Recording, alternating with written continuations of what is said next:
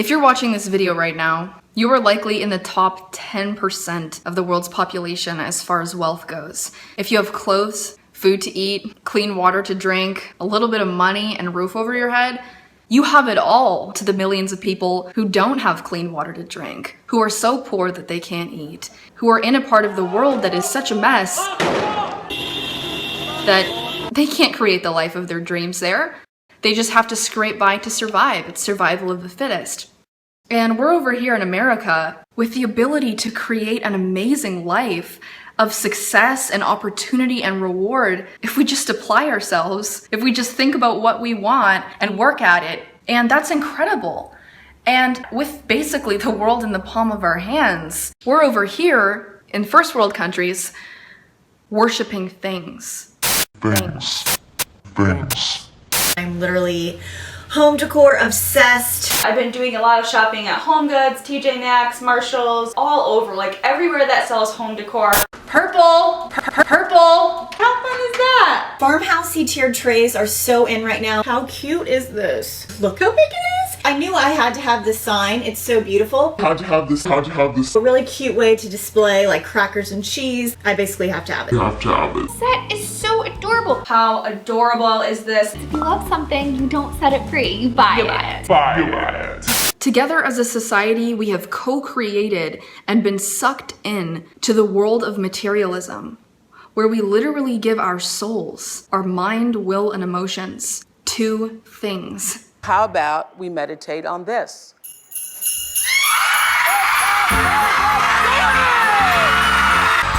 Brand new iPhone! Cherry crystal with white sapphires. There ain't nothing wrong with a little bit of bling. Beginning to look a lot like favorite things. Hit it, Joe! You're getting it all. Woo.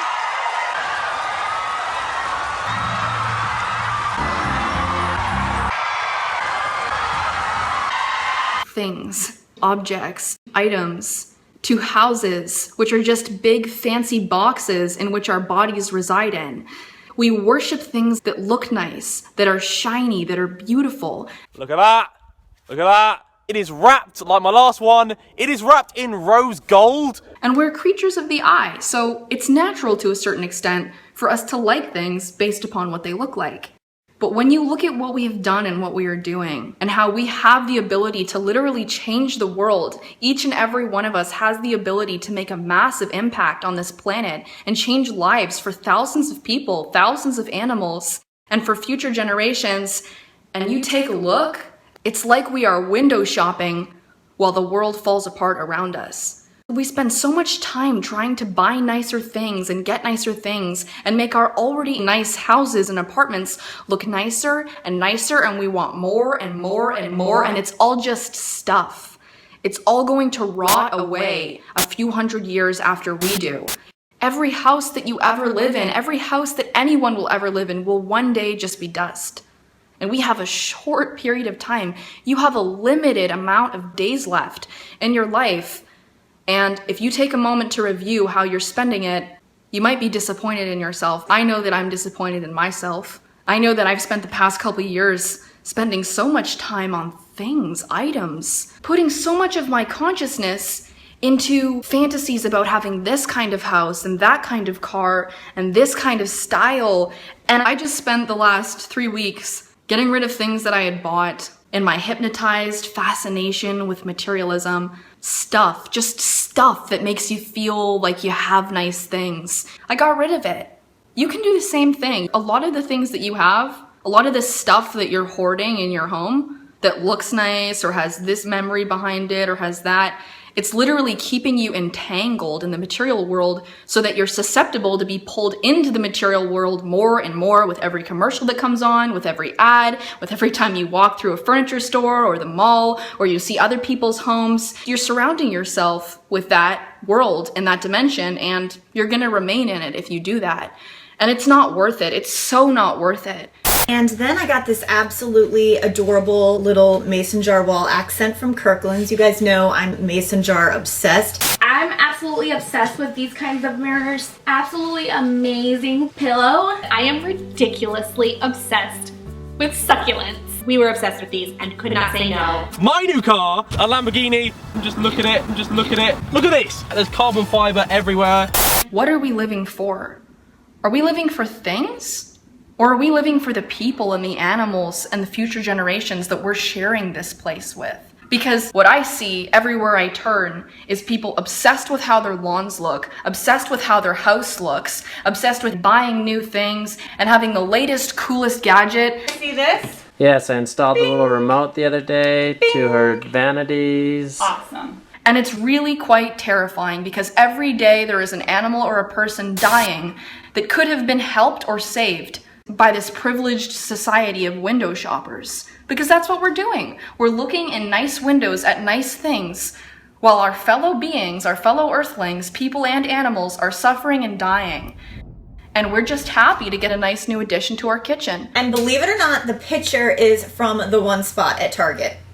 I know, I couldn't even believe it myself. Or a nice new addition to our home. Holy crap, it's as big as the wall! Look at the size of that thing. It's going to get mounted on the wall up there. We're all guilty of it. And we all deserve self-actualization. We all deserve to live the life that we want. But the level to which we are worshiping materialism and the level to which we are being sucked into the material dimension, like I said, it's terrifying. Look at the size of this. Like, you stand there. Like, leave your arm out like that. Even spiritual people and motivational speakers and leaders and artists and creators, look at some of their homes.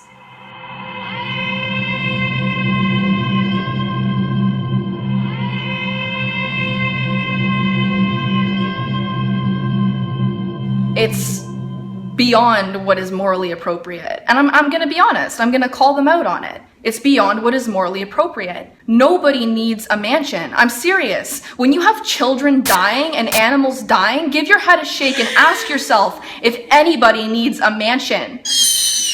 Dying, the breath is leaving their lungs. Their eyes are rolling to the back of their head and they are dying. And people are buying homes with 25, 35, 45 rooms? What's happened to us? What are we doing? What are we doing with our lives? We have completely lost ourselves.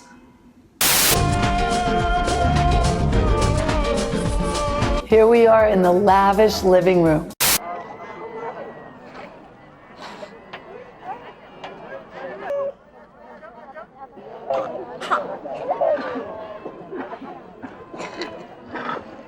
I'm not telling you to sell everything you own, but I'm asking you to reassess how you're living and what you're living for, and what you're serving. What are you serving here on this planet? Our addiction to materialism and our fascination and worship of materialism has actually structured our economy in a way where our economy depends on us continuing and perpetuating our addiction to the material world. People's jobs, people's ability to make a living is now dependent on us continuing to want more and more and more and more. We're gonna have to change. If the change that needs to happen on this planet means that we're going to have to create new jobs and change the way that we live, then that's just what we have to do. Change is difficult, but it's not nearly as bad as what we're doing right now and the effect that that's having on humanity as a whole. This is a reason to have a child. How cute is that? Super. Okay, that's my favorite. So this is what I think about shoes. You gotta have at least 5 pair. Take a picture of it on my arm. Hello, darling. You like it? And we can change. We can choose to change. We can choose what we give our consciousness and our attention to and why. So wake up and don't be controlled by this sensory perception that you have, which is the ability to see. Don't be controlled and hoard things into your reality because it looks nice. Don't live for that, because that's not worth living for.